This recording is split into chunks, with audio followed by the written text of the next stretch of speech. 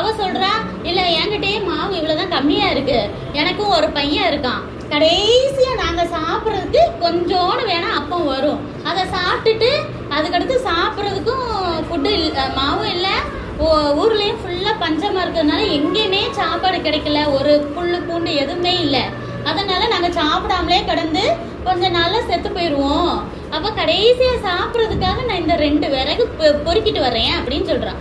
அப்போ எலியா சொல்றாரு, பயப்படாதம்மா, நான் ஒரு தீர்க்கதரிசி தான், நான் சொன்னா பானையில மாவு குறையவே குறையாது, எண்ணெயும் குறையாது, நீ இருக்கிறதுல எனக்கு சுட்டு கொண்டு வா அப்படின்னு சொல்றாரு. அப்போ அவ போய் அதே போல எலியாவுக்கு அப்பம் சுட்டு கொண்டு வர்றா. இப்ப மாவு கொஞ்சோன்னு ஒரு கைப்பிடி, அதுல ஒரு 2 சப்பாத்தி போடுறான்னு வச்சுக்கோ, மாவு தீந்து போகுமா போகாதா? போகுமா? இல்ல, போயிரும்ல. ஆனா அந்த மாவு திரும்ப வந்துருது, அதே அளவுக்கு மாவு, ஃபஸ்ட்டு இருந்த அளவுக்கே எண்ணெயும் திரும்ப வந்துடுது.